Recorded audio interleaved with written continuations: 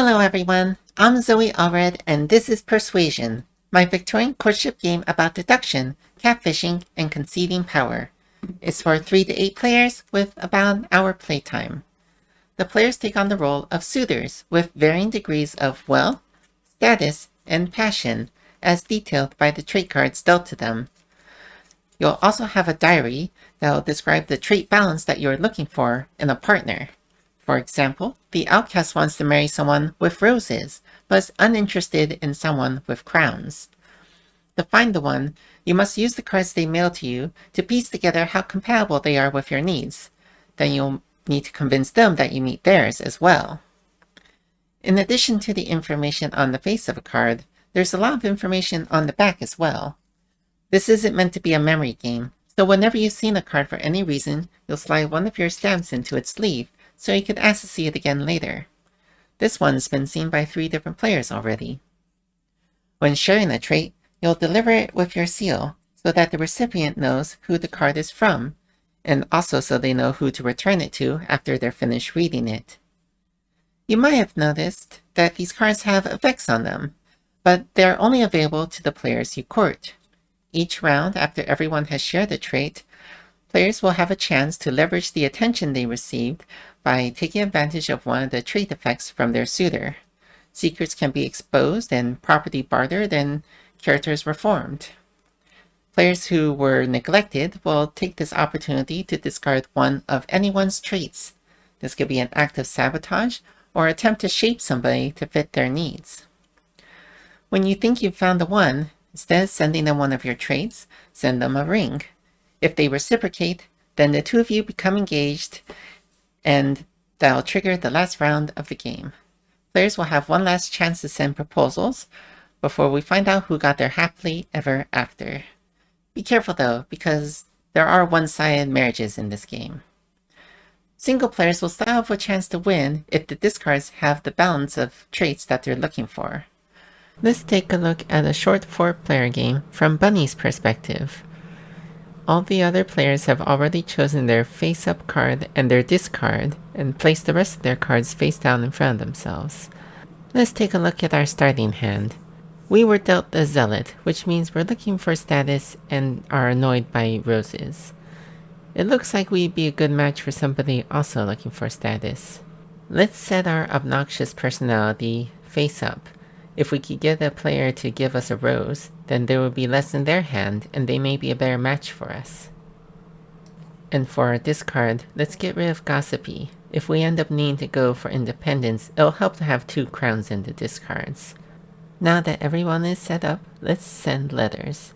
There are 2 players with crowns we're aware of, and while we're thinking about who to court, the others deliver cards with their seal, and we get 2 of them. I guess the others like money and hope I have more. But I don't, and Raccoon has already gotten a letter, so let's play hard to get and send one to Dino. Maybe by showing solicitous, we could show them that we also have status. The others take a look at their cards and put a stamp in its sleeve, returning the cards but keeping the seal, so let's follow suit. We'll get to use one of these card effects, or one of Unicorn or Raccoon's face-up cards, so let's take a look at these. It looks like Unicorn is oblivious, literally. This makes them even more unappealing, with the extra roses. Although we could use this effect to put more crowns in the discards. Raccoon, on the other hand, is impressionable. We'll definitely take advantage of that. Let's finish stamping these cards and returning them first. Unicorn didn't get any mail, so the host X marker goes to them, and instead of a card effect, they get to discard one. They actually discard the one that they sent us, stamping it first. I guess I won't be able to use that to put more crowns in the discards, and independence looks less ideal with it having more roses. Raccoon goes next and has 2 cards to pick from, either Dino's arrogant card or the stamped card they saw earlier. Raccoon takes Dino's face-up arrogant card. I guess they picked the hidden effect. This actually means we could take the arrogant effect now since we hold Raccoon's seal. But we don't really want to flip up a rose. I asked to see Raccoon's cards again, so I could decide what to do. That's right, they're impressionable, and also incredibly royal. But let's give them another crown to cement them as an excellent prospect for us. I stamp my spoiled card and hand it to Raccoon. Now they're also spoiled. Dino goes last and stamps and passes me a card. I guess they use my obnoxiousness to make me naive. All our seals are returned since nobody exchanged rings, and we're ready to send mail again. I have to get Raccoon's attention, so maybe we could mold ourselves into what they need. I mail Raccoon my solicitous card. Maybe they still have diamonds to give me. I make sure to tell Raccoon I'm very interested. Uh-oh, it looks like Raccoon and Dino have taken a liking to each other. That's not good. Oh, Unicorn, go away. Although, I do feel a bit sorry for them. They haven't gotten any mail all game.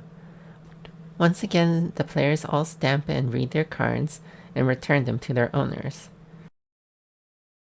Let's see what Pink sent us. Meddling? 3 crowns? Maybe they're a good match for us after all. Unicorn still hasn't received any mail, and discards another card. Unless their last card is a double rose, they're a perfect match for us. Raccoon and Dino have been laughing about something, and it's Raccoon's turn. Raccoon stamps a card and gives it to me. It looks like I'm insecure now.